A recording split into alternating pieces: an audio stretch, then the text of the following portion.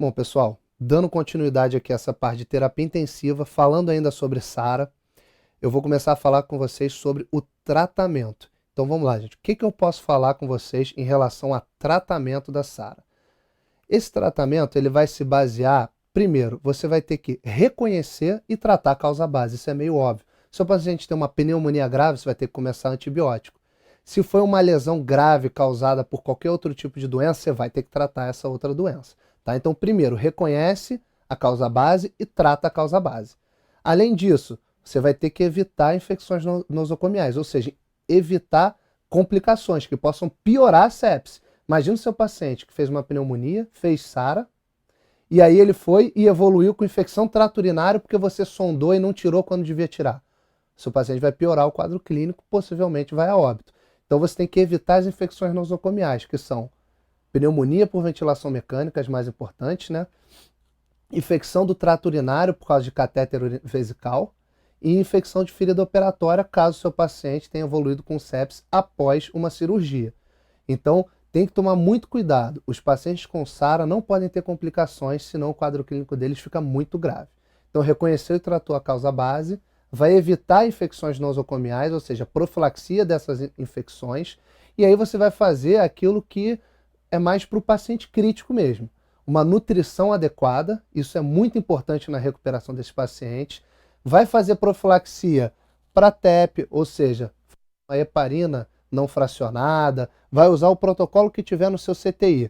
Profilaxia para úlcera, né, para que possa causar uma hemorragia digestiva alta, tem paciente que morre disso, então tem que tomar muito cuidado, fazer um bloqueador de bomba de próton, né? Enfim, você vai ter que fazer esse tipo de profilaxia. Tomar cuidado com sedação excessiva, então aqueles protocolos de interrupção diária de sedação, tudo aquilo que a gente já conhece, sabe que é efetivo. E evitar broncoaspiração. Então, a fisioterapia, reavaliação contínua do paciente e você tem que evitar procedimentos desnecessários, tá? Outra coisa importante é que nesses pacientes você vai ter uma abordagem um pouco diferente na ventilação mecânica que eu vou falar mais para frente. Em relação à ventilação mecânica, então, primeiro, tem que usar? Na maioria dos casos você vai ter que usar. Teve indicação de intubar ou de partir para a ventilação mecânica invasiva ou não, você vai evitar a distensão e evitar o colapso. Como é que você pode fazer essas duas coisas? É aí que entra o conceito que a gente chama de ventilação protetora. A ventilação protetora é para não hiperdistender o alvéolo e também não deixar que ele feche quando o paciente expira. O que acontece com o paciente com SARA? Ele tem líquido no alvéolo, então a complacência pulmonar dele está baixa. Ele tem que fazer muita pressão para conseguir ventilar. Então, se você tentar dar um volume corrente muito alto, vai fazer um barotrauma. Então, esse paciente ele tem que receber 6 ml por quilo de peso ideal como volume corrente. Então, o volume corrente ele é baixo mesmo. Com isso, você vai garantir o volume minuto aumentando a frequência respiratória. Tá? Então, você vai evitar o barotrauma dando um volume menor. Só que dando um volume pequeno, corre o risco de fazer atelectasia. Então, para evitar o colapso, você tem que manter PIP alta, ou seja, pressão no final da expiração, ela tem que estar alta. Então, você vai manter uma PIP de 10, PIP de 15. No final, quando ele acabar de expirar, ele não vai para pressão zero, senão os alvéolos todos vão se fechar. Ele vai manter uma pressão mínima no final da expiração, que vai ser mais alta do que a PIP fisiológica, que é em torno de 5. Então, esse paciente ele vai ter, existem aí manobras de recrutamento, manobras para você ver a PIP ideal, isso aí foge um pouco da nossa aula de hoje.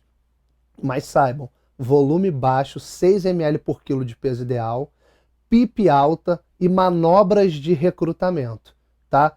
Tudo isso você vai fazer para conseguir evitar distensão e evitar colapso, é o que a gente chama de ventilação protetora, tá? Em relação a volume, quando você estiver tratando esse paciente, independente da causa, tem que tomar muito cuidado. Ele está com muito exudato no pulmão. Se você fizer muito volume, esse paciente ele pode aumentar esse edema pulmonar. Então, tomar muito cuidado, fazer o máximo de restrição volêmica possível. É claro que em alguns pacientes, se o paciente estiver com um choque séptico, você não pode evitar o volume. Mas aí você pode lançar mão de outras coisas, como um coloide, enfim.